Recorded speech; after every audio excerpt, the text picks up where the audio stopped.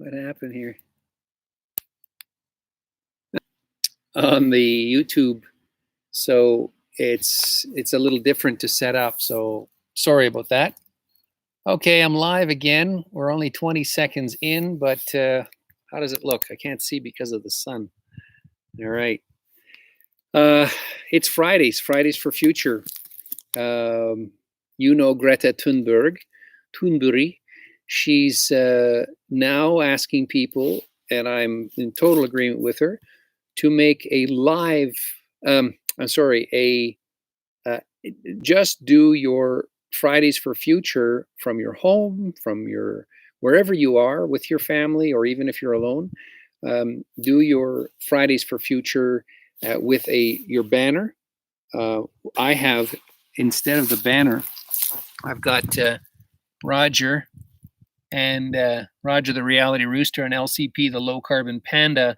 They've got their sticker for Strike for the Future on the 15th of May. That's the strike online.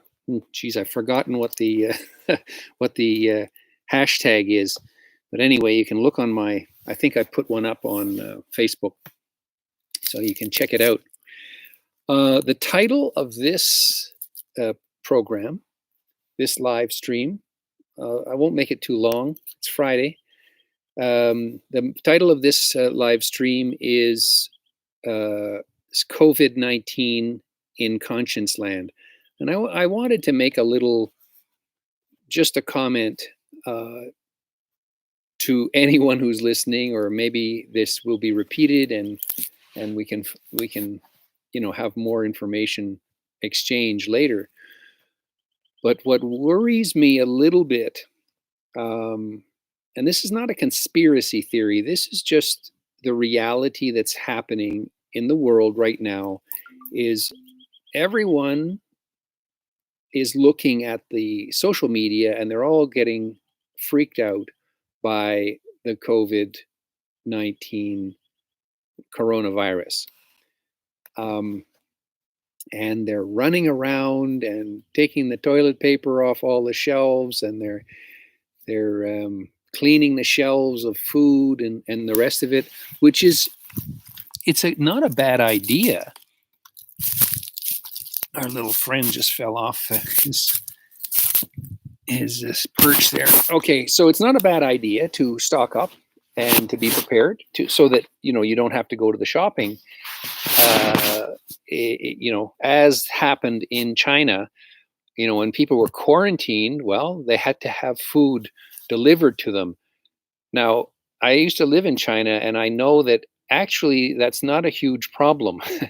There's a zillion services, a lot of services of home delivery of food and everything.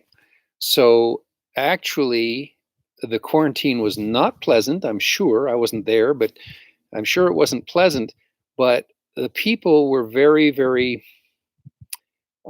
They weren't acting independently of the authorities and the medical authorities that were asking them to be quarantined.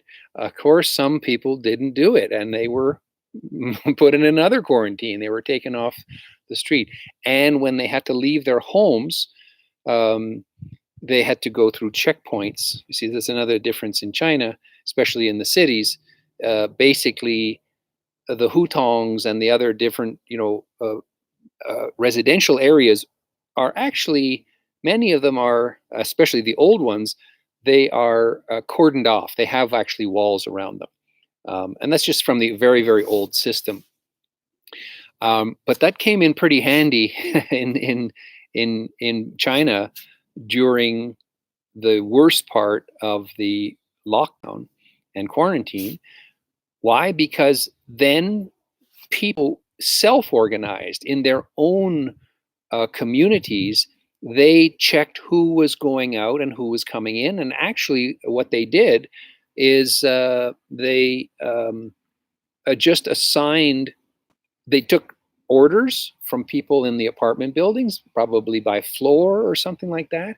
And they had like only those people who were gathering the orders, or maybe, you know, passing the orders on to somebody else.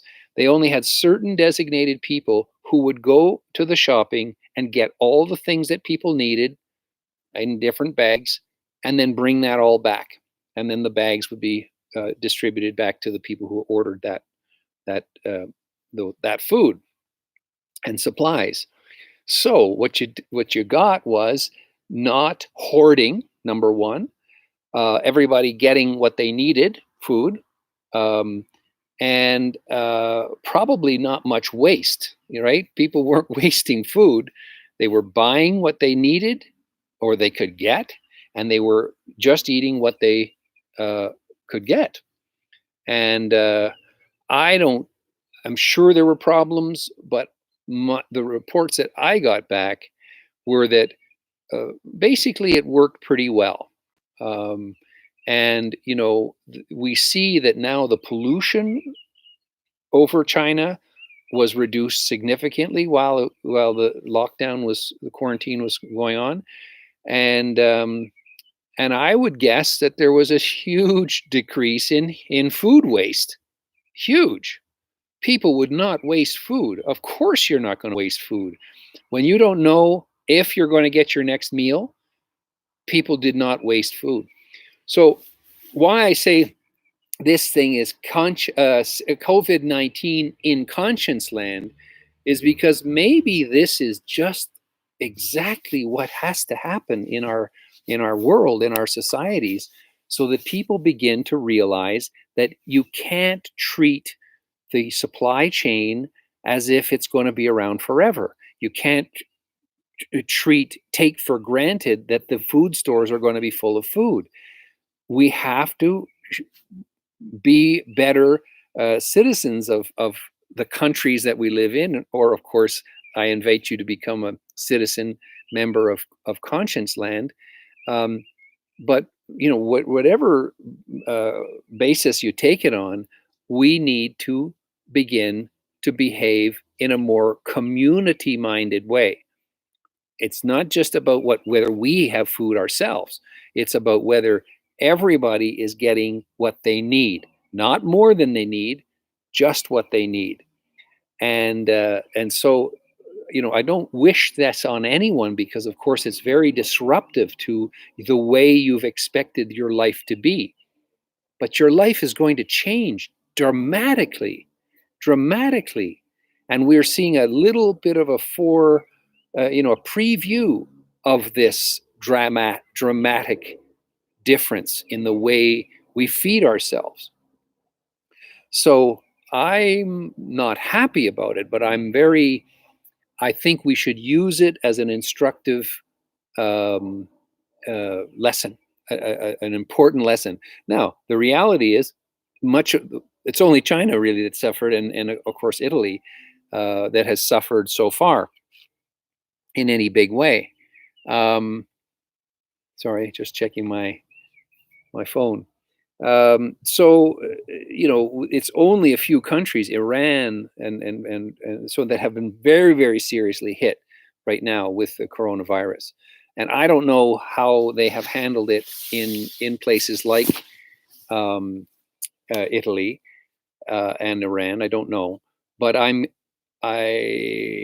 well, Italy's pretty free for all, but yeah, I don't know. Anyway, I don't have information on that, but how people are being able to freely go about what they want to do every day, I think it's being restricted severely in these countries that are now getting the full brunt of the COVID-19 virus. But people are panicking. They're panicking as if everybody's going to die from this virus, and that's just not true. It's a cold virus. It's a flu virus, and it's going to kill off old people. It's going to kill off people. They say, I think, over 60 or 65, or in your 70s and 80s, it becomes a problem. This virus. Why? Because most people of that age have also got complications, other complications. So of course it's going to be uh, devastating on people who have um, pre-existing health conditions, especially lung conditions, and or they are yeah, they're just getting old. Um, but in the real world, like we used to die off, depending on the era, we used to die off at 30 or 40. 50 was old age in times past. With our current medical ability to extend life so long and our healthier lifestyles, well, not everybody has a healthy lifestyle, but we do have food available. We're not, most of us are not starving. Um, so yeah, we've lived longer than before. Now, will we always maintain this longevity element? Maybe not. Maybe with some of these diseases coming out of the permafrost, uh, maybe there will be just more and more pandemics, and really it will be really the healthy and young that survive major medical, well, not medical disease, pandemics. So I am not trying to paint a horrible future. I'm just trying to prepare people for the thinking that's required to not just survive this pandemic. This pandemic is a learning opportunity, and I hope people learn from it and don't imagine it to be, oh well, it's something bad that's happening right now. We're going to protect ourselves with masks. We're going to barricade ourselves, and we're going to collect all the food and protect ourselves, and we're going to survive, and everybody else is, whatever the hell happens to them, we don't care. Well, that's a very bad attitude, because number one, it's not the right attitude. The right attitude is that you're a member of a community. You need services from the community, like hospitals, like food stores. You need services. What are you doing to make sure that those services are working? Are you buying products from far away that are destroying the local economy, and or using online shopping, and none of your local stores can make a living because you don't buy from them, and you buy from Amazon? Well, if you're doing that, then you're not part of the solution. You don't really deserve to be supported by your community if you're doing nothing for your community. If you're simply a parasite in your community, you are just, you have a house, you have a car, you have this and that, and you just have everything for yourself, and you just demand everybody present you with what you need and for money, and then you just go ahead and you don't care. You don't care about your neighbors. You don't care about your local community. You don't do anything for the local community. Okay, so you don't. Why would the community support you if you do nothing for the community? What's the incentive for the community to keep you alive, to look after your health, to make you, a welcomed and valuable? We call it V2S, right? Value to society in conscience land. What makes you so valuable to society? Well, the answer is nothing. You're not doing anything of value to the society. You're not volunteering anything. You're not teaching kids how to read. You're doing nothing. You're not maintaining the health of the community by maybe acting in a way that covers your coughs and so on. So what I'm saying is that we have to realize that we are part of something. We can't just act as if we are alone in this. We are not alone in this. And some people will die. People compromised health, immune systems will have a very serious time. Um, and we can't any longer rely on governments and systems that have been existing for whatever, 50 years, 100 years, to save us. No, you can't rely on that. It's really fortunate that in Western countries like where I am, we have all these services, um, but we take them for granted. We don't vote in our political systems for the people that we really wish to run our sewer systems, the unglamorous things, the water systems, the sewer systems, even the health system. They're not so glamorous as the money system, as the cars and all the aeroplanes and stuff like that. They're not as glamorous. But what would you do without them? And which political entities are really concerned with those things, the social fabric of a community and the society? No, they're not concerned with that. They're concerned with GDP. They're concerned with their own wealth. They're concerned with power over big numbers of people. But it's actually not the people. They use the people because they get votes from the people. But really, they just want power over the resources. They want power over what makes money for them, but also what they need. They need food, they need air, water, all the things that everybody else needs, but they just have the money and the power and the position to control that. And you don't. You don't control any of that. They even control the data that you produce, and that's where ConscienceLAND. We're going to do some amazing things with ConscienceLAND, because ConscienceLAND is a cooperative. It's owned by the people who are citizen members, and your data, as you produce it, whether you're planting trees or feeding children or doing good stuff in the world, that universal social credit, which is not Chinese social credit system, it's a sort of it's a comparative thing to any systems around the world, Chinese or otherwise, that are social credit systems or even financial credit systems. These systems will have this universal social credit system, which is open source, it's open view, everybody can see what it is, and that is what they will compare it to. They will compare your performance to the performance generally. And that will put a lot of pressure on people in a good way. That'll put a lot of pressure on people to do good stuff, right? Because if you don't do any good stuff, you don't get any credit. It's not about how much money you make. It's not about how much power you have or how you abuse women or whatever you're doing. It doesn't matter about that. Well, it does matter, but that stuff is not rewarded in ConscienceLAND. You're rewarded with universal social credit when you do something SDG friendly, right? SDG friendly meaning something that is solving the sustainable development goals. So yeah, back to COVID-19.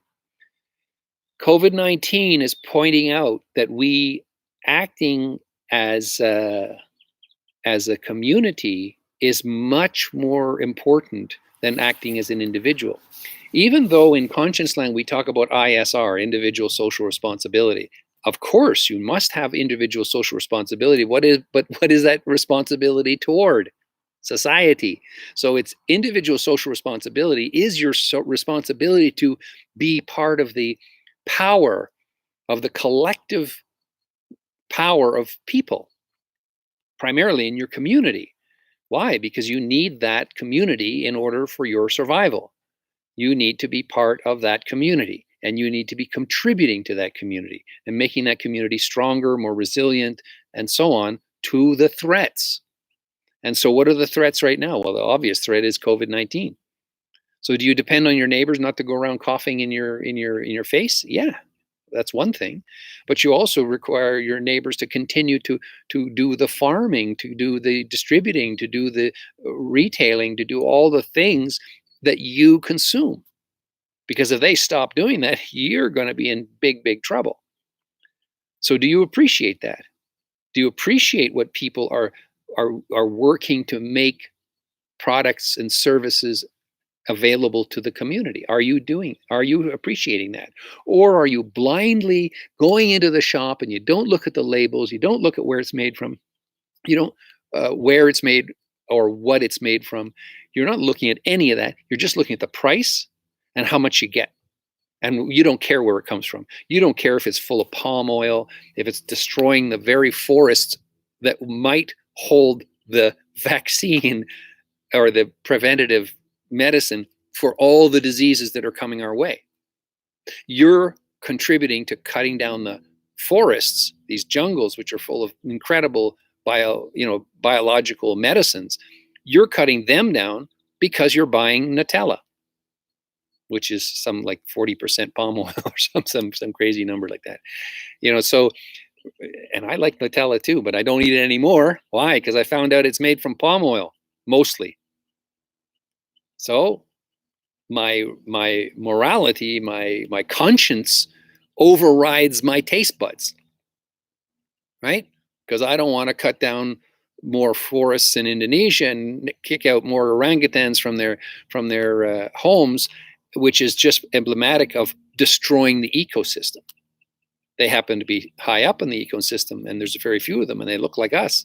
But really, the problem is that all the species, when you cut down the forest, it doesn't just get rid of the orangutans. It also kills all the bugs and kills all the bacterias and it kills all the plants and all the flowers and all the things that make up the ecosystem that provide not only food for us, not only bee homes with the bees pollinating and so on, not only that, but it also provides our world. We don't live in a monoculture world. We live in a multicultural world, multi-species, millions of species, and millions of plants, and all kinds of diversity, which is all there to protect itself and protect itself from other invaders and so on. So it's very complex. It's not simple. It's really complex. So COVID-19, back to COVID-19. All right. First of all, we got to keep up the resistance. We got to keep up. Look, here I'm wearing the T-shirt of the rebel, the koala prints that we wore on the way up to Davos here in Switzerland back in January to point out that a billion animals had been destroyed, killed by the bushfires, which are, I would say, clearly a result of changing climate, drying up, heating up, and the intense fires, more intense, I think, than ever, or at least they're more frequently intense, wiped out many, many more animals than previous times, and it's not getting better. So that's why we memorialize it with the koala print and rebel, because these are the rebel refugee koalas that are marauding all over the world to bring attention to those elite that are saying, oh no, it's fossil fuels are fine because you're consuming them. Well, that's true, we are consuming them. And should we continue to consume them at this rate? No, we shouldn't. Now, what's happening with COVID-19? Well, I don't know the statistics, you can look it up somewhere, but in China, where they shut down for weeks, the price of oil has declined. Why? Because the demand was very, very low. Still needed some oil, but they didn't need as much as they used, and it wasn't growing in use. So, wow, that's a very important illustration that, okay, we can shut down and severely reduce our consumption of oil. We can do it. We have done it. It's a very, very clear illustration of it being done right now. So does that mean that we all die if we stop eating oil? If we stop, consuming enormous amounts of oil? No, we won't die. We will fly less, maybe not at all. We'll drive less cars full of internal combustion engines. We'll reduce that for sure. Not only because of the pollution, but because of the consumption of oil. Because we'll go to other forms of energy transfer, like putting instead of buying oil to put in a car, we'll get a different car that is is run on electricity. Or, you know what? And I think this is what the car companies are very, very afraid of. We won't buy a car at all. We'll say, why do we need a car? Really? If we put our energies and efforts and our feet into using the public transport, that will improve the public transport, and it'll pay for the public transport. And maybe in some countries, they've even made public transport free. Why? Because, you take away the oil subsidies from the fossil fuel companies and you've got a whole lot of money sloshing around. And so, what can you do with that money? Well, you can put it into healthcare, you can put it into bridges and infrastructure, and you can also put it into paying for public transit, free moving around. Imagine free moving around, like it didn't cost you to go to work. Well, then what you would do is you go to work and you would be saving a lot of money from the transport side, and you would be making money at your work, I hope. But that brings up another problem with COVID-19. We're all, not all of us, but many of us are isolated, or what do you call it, quarantined. I'm not quarantined, but I mean, I'm I'm I'm not around people, and I could be around people, but I choose not to. I don't want to.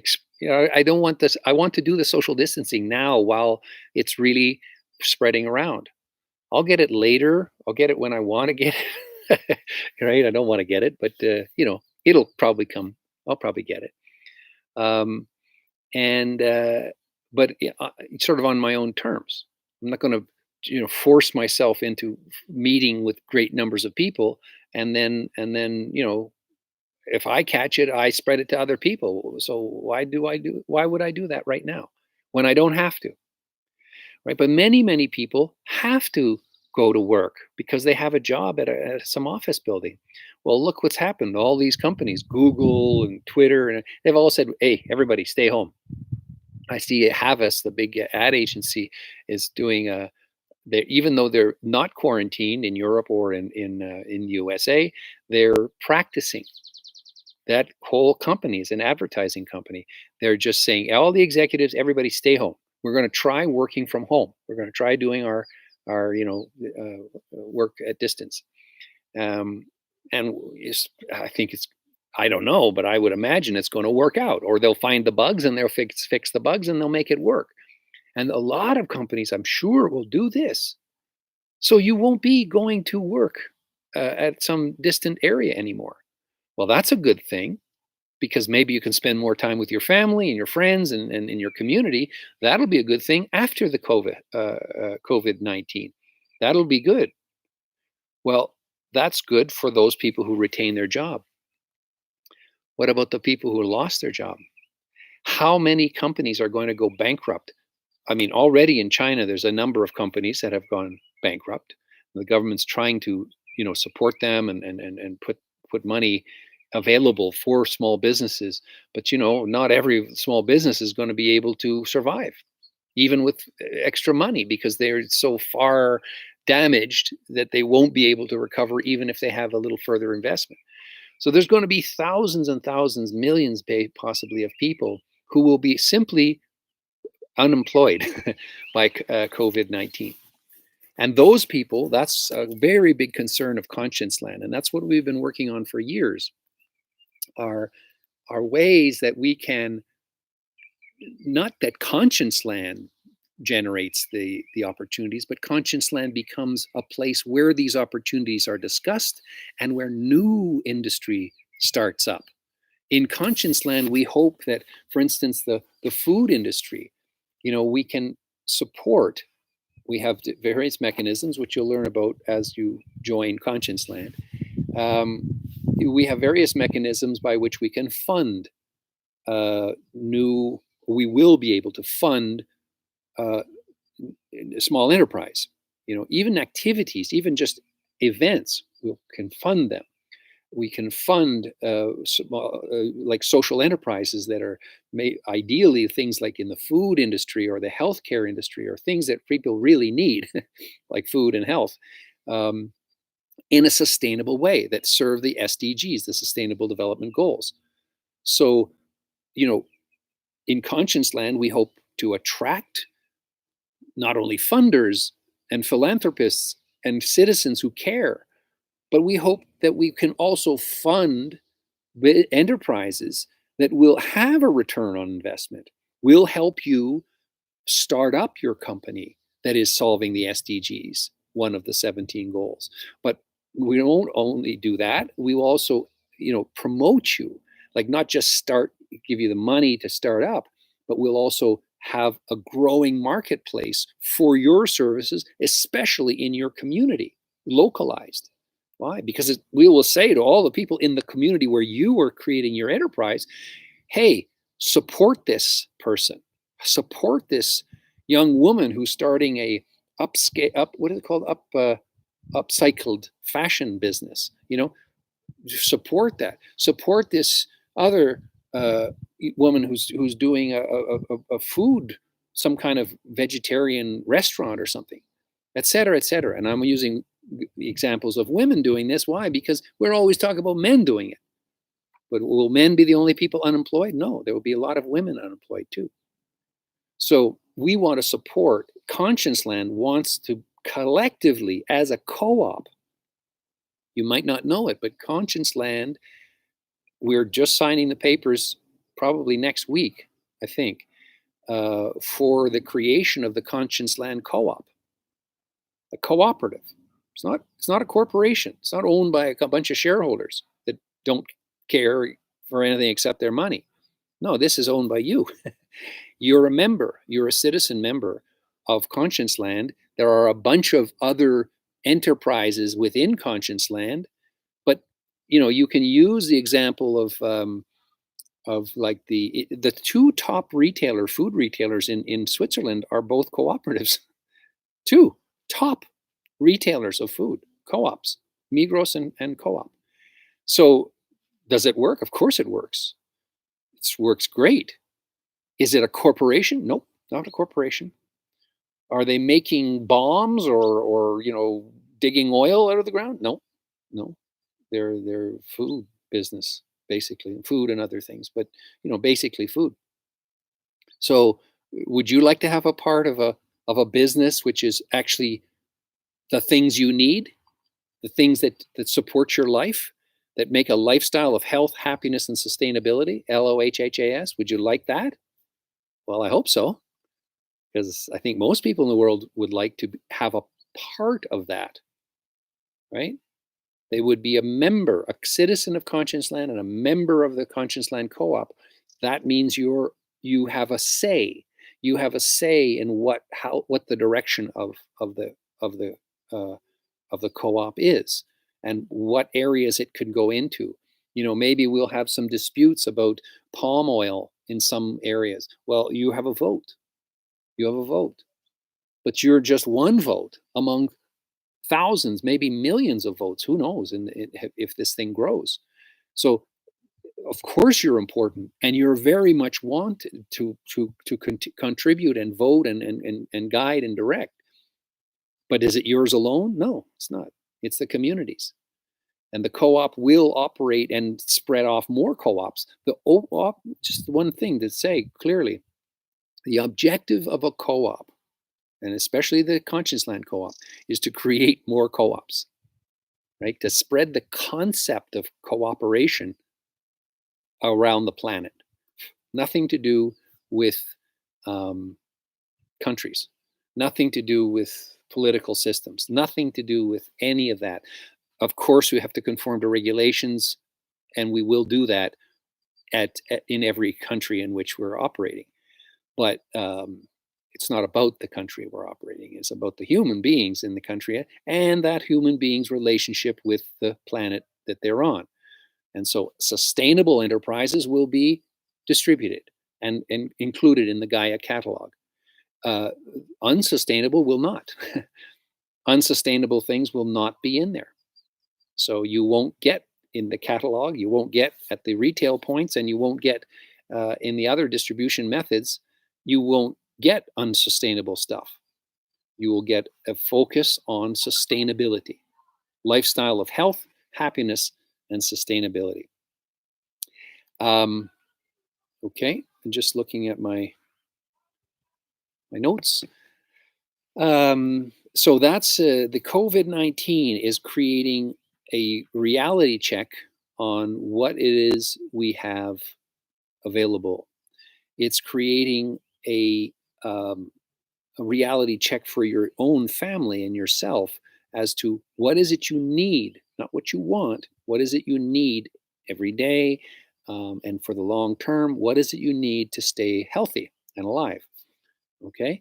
It's also creating a situation where we're beginning to realize that our supply chains are very, very fragile. They're very vulnerable. Our supply chains, i.e., food coming in from other countries, even other areas of the same country, um, parts for equipment, aircraft are made not in one country, they're made from parts made all over the world.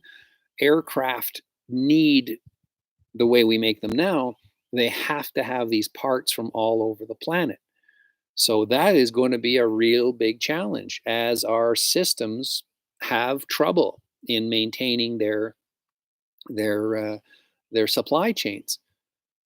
So that's another reality check that COVID-19 is putting on. Why? Because there's all these first of all, people aren't working at the companies to produce the products, and then secondly, the shipping of the stuff in stock is not, maybe not getting out because the shipping companies are having problems doing their work, et cetera, et cetera, et cetera. All the way down the line, you've got a really serious reflection problem that the old system that we've built up over the last 100 years or so, it has real big flaws, real big dangerous problems.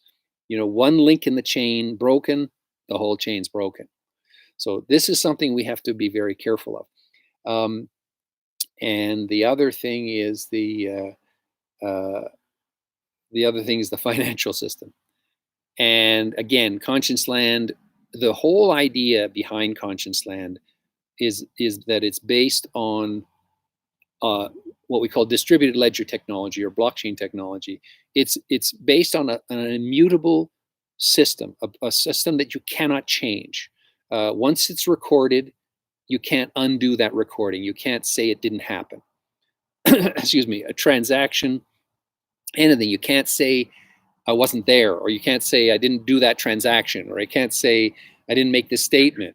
Everything on the blockchain is encoded in a block and sealed. Uh-oh. Hope I'm not getting COVID-19. Um, so everything is on a blockchain, and everything is sealed and can't be undone. So it's immutable.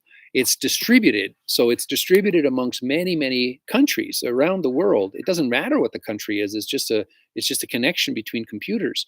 So all the same information, or there are systems emerging now which doesn't actually hold all the same information, but all the information is still available, and that's distributed over the whole planet.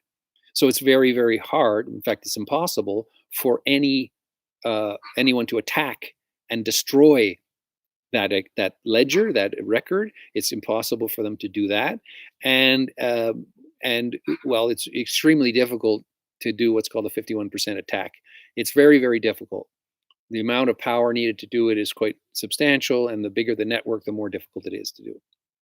So in ConscienceLAND, what we propose to do, and we are starting to do it already, but we propose to really have this foundational element of ConscienceLAND and the co-op being that all the activities are open, they are immutable, they can't be undone. So in other words, you buy a product or whatever, and there's a record of that, and if you can't erase the record of that.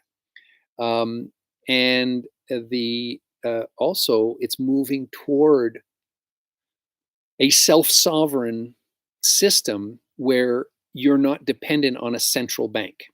You're not dependent on a central government. You're not dependent on anything centralized, because the value transfer, we'll call it money, but it's not, we have other reasons for exchange and sharing than simply money exchange. We have other values that we can exchange, and including SDG tokens of appreciation. So in the COVID-19 is bringing to our realization, they're saying that money is carrying the COVID-19. I think in China they're talking about, or maybe this is a hoax, but whatever, they're talking about eliminating the paper money, and moving to the digital money because of the transmissibility of the virus through the money, the paper money or plastic money, whatever, the money that could be tainted. That might be true. I mean, money is pretty dirty stuff anyway, I think, if you look at it under a microscope. But that's, I mean, if that's the way the world's going, that's the way the world's going. But they're still talking about a centralized currency. And the United States, same thing. And Europeans, same thing. Switzerland, same thing. Everywhere is talking about their own money. We have access in ConscienceLAND to lots of different currencies.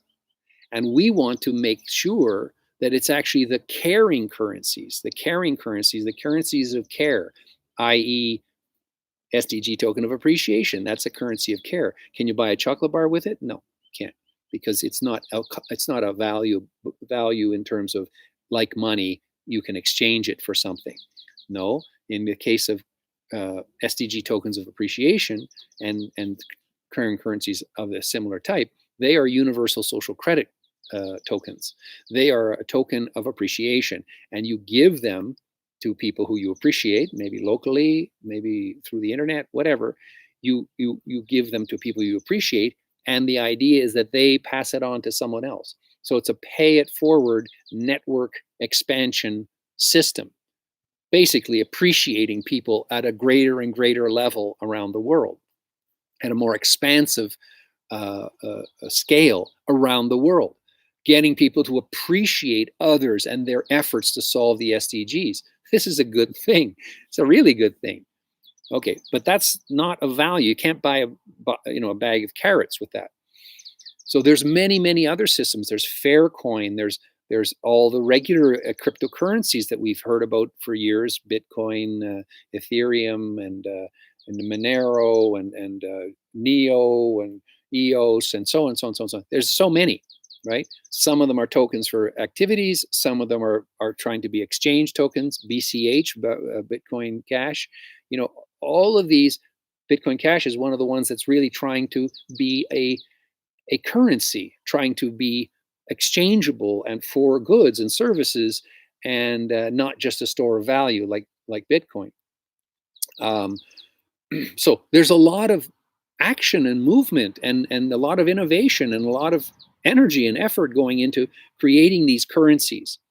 What we're doing in ConscienceLAND is just giving those currencies a place to say, this currency is doing good in the world. It's somehow solving some problems of real problems in the world. It's solving one of the SDG 17 goals: hunger, poverty, clean water, clean energy, etc. Climate change, reforestation, whatever it is. The currency is really doing that. Maybe it's from a CSR point of view, a corporate social responsibility point of view, or maybe it's simply that it's funding and transacting and creating a real new currency use within communities. I think this is what they're trying to do with BCH. Create communities, or at least give communities an alternative to the local fiat currency, so that people can make a decision on how they use their currency. Now, I won't get into it at this time because I think we probably have just a few. Oh yeah, it's only 44 minutes. So we're going to close up in at least 10 minutes. The business of the privacy. Okay, this is a very important point. People in the crypto area will say, "Oh, it's all got to be perfectly private." And I understand why they feel that way. I mean, we started out in the blockchain with that, pseudo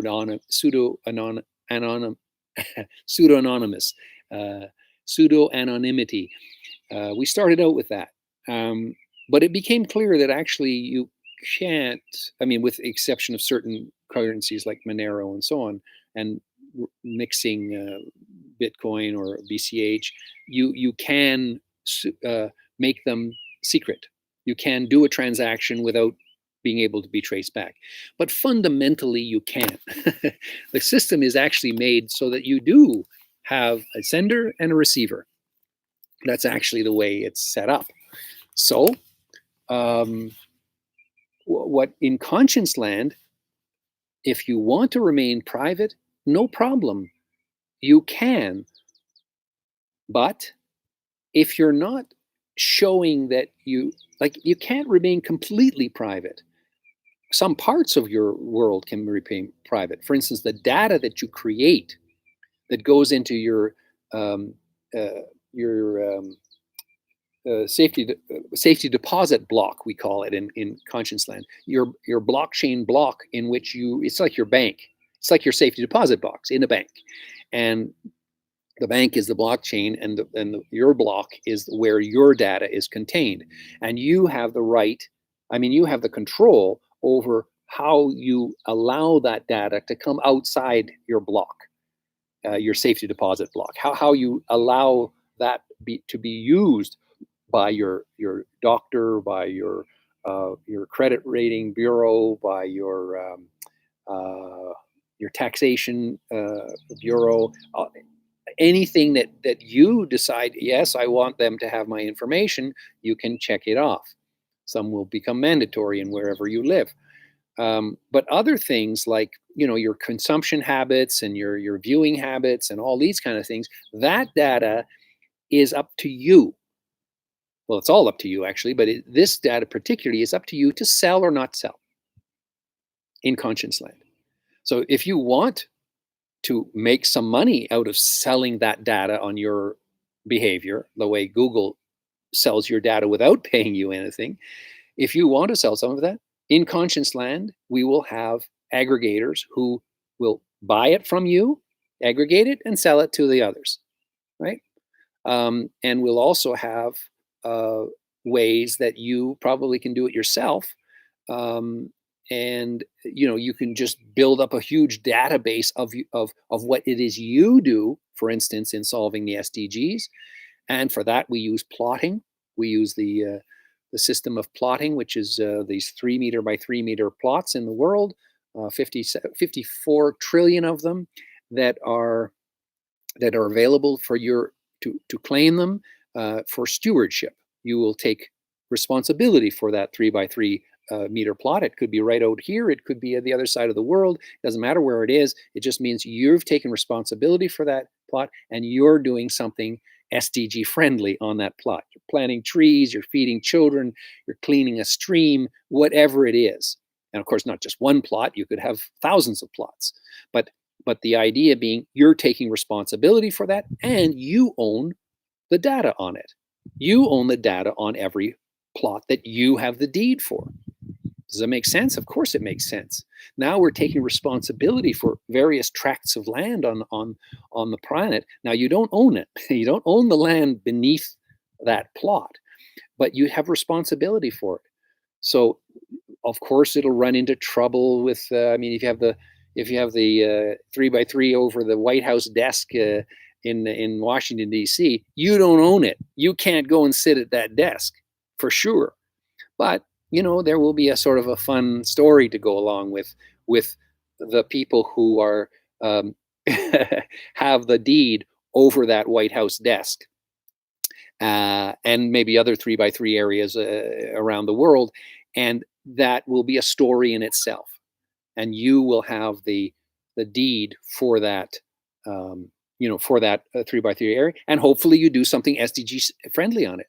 Now you don't have to do something right on that spot. You could do something in general and you attribute it to that spot. So there's a lot of fun sort of gamification, if you will, in ConscienceLAND that we will be evolving. It'll be all, playing out over time. But the main thing is that this talk is about the COVID virus. So again, the financial side, back to the finance side, it's bringing attention to the fact that our financial systems are very, very fragile. Very fragile. COVID-19 is showing that we depend on our work, and if we lose our work, we lose our money, and if we lose our money, businesses fail. If businesses fail, Wall Street, stock exchanges go down, It's a system that could be collapse quite easily, quite easily, especially under these enormous threats and scaring threats, hype threats like this current COVID-19. Of course, it's serious. It's very serious. But is everybody going to die? No, no. Maybe 3%, and of those 3%, most of them are old people. So yeah, it's serious. We got to be careful about it. Is it going to destroy the world? No, it's not. But are we going to destroy the world by paying attention to COVID-19 and not paying attention to the lessons that we're getting from COVID-19? I think that's the big problem. I think that's where we're really failing. We're thinking that this is a thing that we have to deal with, and once we fix it, we'll be okay. That is wrong. This is a lesson. This is nature coming and biting us on the ass and telling us, look, you smarten up or we're going to eliminate you. We shouldn't even be worrying about AI, although AI is also encoded in ConscienceLAND. We don't have to worry about AI. We have to worry about benevolent AI. I'll talk about that in another broadcast or another live stream. We'll talk about that because the benevolent AI is what we need to solve those SDG goals. We're not making good decisions ourselves as human beings. We are not. We are ignoring the important things and we're focusing on the unimportant things. And we're focusing on ourselves. We're not focusing on the system. So let's end it up now. A little bit of a COVID-19 in ConscienceLAND talk. I hope it was useful to people. If you like the idea of this conversation, please indicate some likes or share it or make a comment or do something. Take an action. There's too many people in the world that just sit and they absorb and they learn and they think and they don't give anything. They don't give anything. Because even your comments, positive or negative comments I can learn from or learn that you're just, wasting time. But then that looks bad for you in your group, but that's okay. We need to sort of filter out the people who are absolutely not part of the solution and let them expose themselves. That's fine. So we know who we're dealing with. Let's have that happen. And the good people, please, the good people, make a comment. Help out. You could even subscribe. I mean, you could, whatever. Do whatever. I'm not a social media expert. All I'm looking at is the real world out there. And I'm thinking, wow, if we don't get our ass in gear, we're going to lose it all. And that's not fair on Fridays for Future when we're thinking of next generations and we need to make this planet better for the generations to come. That's why Fridays for Future is so important. And last thing, 15th of May, that's about 2 months away. 15th of May is a general strike. It's a grève pour l'avenir, strike for the future. So that's a global strike on the 15th of May. I'm looking at my, I'm looking here. I don't know if you can see it. There, 15th of May.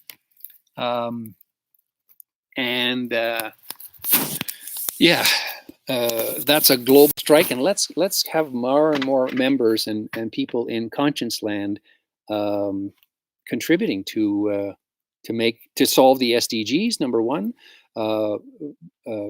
doing their transactions through the Gaia catalog, finding people, finding dates, marrying the earth, all kinds of fun stuff, using carrying currency, starting to use the SDG 17 index and exchange, starting to get into the blockchain-based global financial and societal and environmentally friendly system.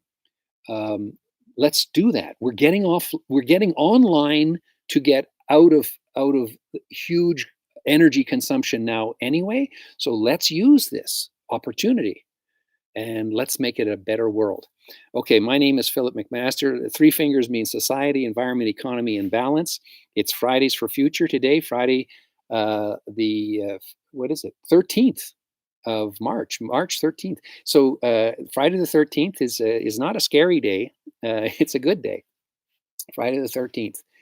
So let's be part of the solution, society, environment, economy. Every Wednesday, I just remind you that every Wednesday is Change Wednesday, the day we smile, change, and unplug.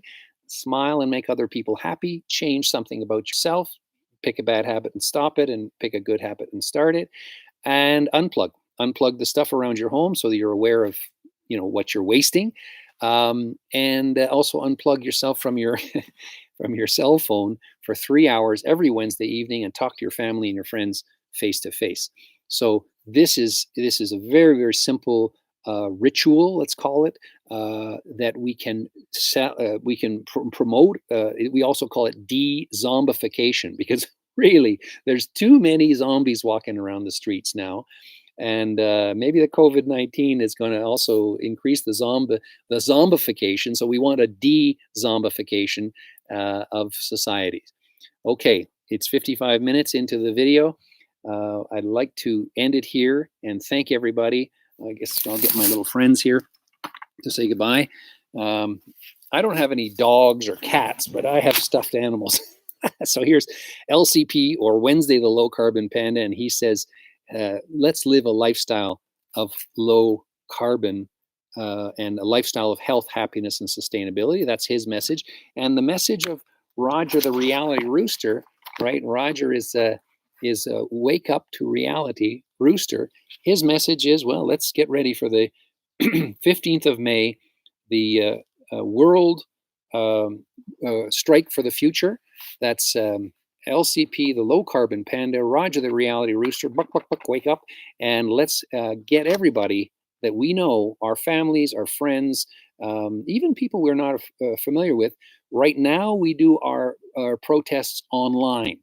Hold up your sign and do your strike, climate strike online. Look up the actual hashtag. Maybe I'll put it in the comments below. And yeah, make that happen. And maybe for some of you, if you're citizens of Conscience Land, give us a three finger at the same time. Hold up your banner or do this, and give us an indication that you understand the meaning of society, environment, economy, and balance, the sustainability symbol, the sustainability salute. Let's use this as the way we greet each other and make the world, will show others that we're making an effort to make the world a better place. Okay, thanks everybody. Let's see how we turn this off. Okay, this is the simplest way.